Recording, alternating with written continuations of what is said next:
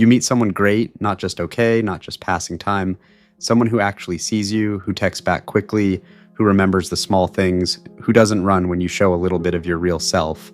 And instead of feeling happy, you feel terrified.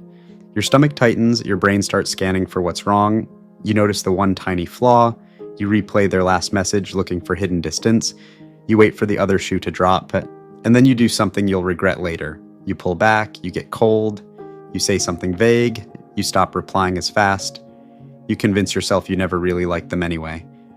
Days later, they're gone, and you tell yourself, "See, I knew it. They were going to leave eventually. But here's the truth you've been avoiding. You left first. You pushed them away before they could push you. You ended it before they could end it. You chose the pain you could control over the pain you couldn't see coming.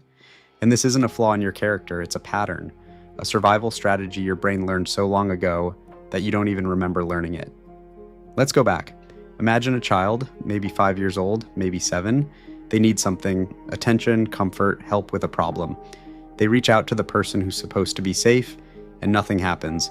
Maybe the parent is busy, maybe they're tired, maybe they're sad themselves, maybe they say "not now" one too many times, maybe they get annoyed, maybe they leave the room.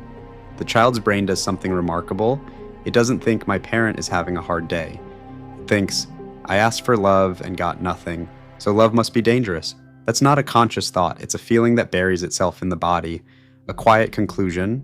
Reaching out hurts, wanting is unsafe, needing someone means giving them the power to reject you, so the child learns a different strategy. They stop asking, they stop showing they care too much, they become self-sufficient, they learn to leave first emotionally, even if they never actually walk out the door. Fast forward 20 years, that child is now you, and you don't remember the original wound. You just know that when someone gets too close, something inside you screams, "Protect yourself." So you do. Not by screaming, not by crying, but by going quiet, by becoming hard to reach, by finding reasons they're not right for you, by convincing yourself you're better off alone. And here's the cruel part. The people who truly care about you feel your withdrawal. They try harder, you withdraw more, they get tired, and they leave, and you say, "See, I was right." But you weren't right. You made it true. This has a name in psychology. It's called a self-fulfilling prophecy. But let's call it what it really is, a ghost that lives in your chest that makes you afraid of being loved. There's a specific kind of person who does this most. You want love, desperately. You daydream about it. You cry over movies where people finally find each other. You feel a deep, aching loneliness most people never see. But the moment someone offers you real love, your body reacts like they offered you poison. Your heart races, your thoughts spiral. You feel trapped, you feel like they're going to see the real you and run, so you run first. You feel like if you let them in, they'll control you, or disappoint you, or leave for someone better. So you sabotage it, quietly, perfectly, in ways they'll never fully understand. Let me give you a real example. You're dating someone for a few months, it's going well, too well. One night they say something innocent like, "I really care about you." And instead of feeling warm, you feel cold. Your mind starts listing every reason it won't work. They're too needy, they don't really know you, you're not ready, you need space. So you stop initiating plans, you take hours to reply, you act distant the next time you see them, they notice, they ask, "Is everything okay?" You say, "Yeah, just tired," but you're not tired, yeah, you're terrified. They try harder, you feel suffocated, you pull away more. Eventually they stop trying. The relationship doesn't end with a fight. It fades into a slow, painful silence, and later, alone in your room, you feel two things at once: relief and devastation. Relief because the danger's gone. Devastation because you killed something that could have been beautiful. This is the pattern, and it doesn't only happen in romance, it happens with friends. You meet someone you really connect with, you hang out a few times, they text you first, they include you, and suddenly you feel the urge to disappear. So you do. You stop replying, you convince yourself they don't really like you anyway. You let the friendship die before it can hurt you. It happens at work. You have a chance to ask for a raise or promotion, you want it, but instead of asking, you tell yourself it's not the right time. They'll say no, you'll look stupid.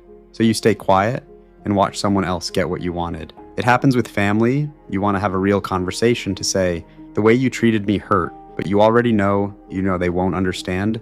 So you don't say anything. You keep the distance you created years ago. You protect yourself from a rejection that hasn't even happened yet. Here's the painful truth. Pushing people away doesn't protect you from pain. It guarantees it. You don't avoid the heartbreak of being left. You just trade it for the slow, quiet heartbreak of never being fully known. And that second heartbreak is worse because it's invisible. No one sees it. No one holds you while you cry over a relationship you ended yourself. You don't even let yourself cry. You just feel empty and call it independence. But you're not independent. You're scared. Let me ask you something. Think about the last time you ended something before it could really begin. A relationship, a friendship, a job opportunity, a conversation you needed to have. What did you tell yourself was the reason? Not the real reason, the story you told yourself to feel better. Now ask yourself, what were you really afraid of? If you're honest, it wasn't them. It was your fear that they'd eventually see you as unworthy. Too much, not enough, broken, hard to love. You pushed them away to avoid the moment they would have pushed you away first. But here's the twist. Most people weren't going to leave. You projected your past onto your present. You took a parent who was unavailable, a friend who betrayed you, a first love who left without explanation, and you assumed every future person would do the same. So you protected yourself from a ghost. And in doing so, you pushed away real people who actually wanted to stay. Let me say that again. You lost people who wanted to stay because you were still afraid of people who already left years ago in a different version of your life. That's the real wound, not just the abandonment, but the way you've been recreating it ever since. There's a moment in every relationship where you have a choice,